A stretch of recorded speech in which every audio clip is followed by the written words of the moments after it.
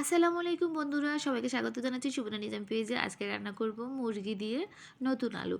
এখানে আমি পেঁয়াজটা কেটে নিলাম, টমেটোটা কেটে নিলাম, রসুনটা কেটে নিলাম। এখানে পেঁয়াজ রসুন কাটা হয়ে গেছে। এবার আমি আদাটা কেটে নিব। আদা, কাঁচামরিচ কাঁচামরিচ কেটে নিলাম। তো এখানে আমি টমেটো, কাঁচামরিচ, ধনেপাতা, রসুন সবগুলো কেটে নিলাম। এবার কেটে নিব আলুটা কেটে নিলাম। আর মুরগিটা কেটে ধুয়ে পরিষ্কার করে নিলাম। এখানে সবগুলো কেটে নিয়ে নিলাম, আলুটাও ধুয়ে নিলাম। এবার আমি কড়াইটা বসিয়ে দেবো চুলায় কড়াইটা বসিয়ে দিয়ে আমি তেল দিয়ে দিব। এবার তেল দিয়ে দিলাম, তেলটা গরম হয়ে গেছে। এবার আমি পেঁয়াজটা দিয়ে দিব।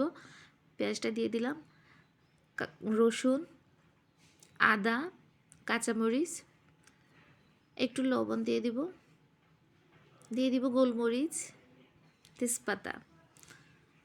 তো মশলাগুলো যখন কষানো হয়ে গেছে, এবার আমি দিয়ে দিব মুরগি, ধুয়ে পরিষ্কার করে রাখা মুরগিটা দিয়ে দিব। তো মুরগিটা কষিয়ে নিলাম। আমার এখানে মুরগিটা কষানো হয়ে গেছে। এবার একটু মশলার সাথে মিক্স করে নেবে। এবার আমি দিয়ে দিব হলুদ গুঁড়ো, জিরে গুঁড়ো দিয়ে আমি মশলাগুলো একসাথে মিক্স করে নেব। তো এখানে আমার মুরগিটা কষানো হয়ে গেছে প্রায়। এবার আমি কি করব, আলুটা দিয়ে দিব। কেটে ধুয়ে রাখা আলুটা দিয়ে দিলাম। এবারে আলুটা মুরগির সাথে মিক্স করে নেব,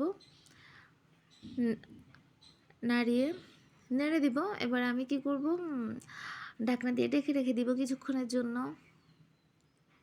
আমার মুরগি রান্নাটা কেমন হচ্ছে সবাই অবশ্যই কমেন্ট করে জানাবেন। যদি ভালো লেগে থাকে তাহলে অবশ্যই লাইক শেয়ার করবেন। তো এখানে আমি মুরগিটা নেড়ে দিলাম। তারপরে আমি এবার টমেটো দিয়ে দিব। কেটে রাখা টমেটোটা দিয়ে দিব মুরগির সাথে টমেটোটা দিয়ে দিলাম। দিয়ে এবার একটু নাড়িয়ে দিব। এবার নেড়ে আমি কিছুক্ষণের জন্য রেখে দিব মুরগিটা। মুরগির কালারটা অনেক সুন্দর আসছে। আপনাদের কাছে কেমন লাগছে অবশ্যই জানাবেন।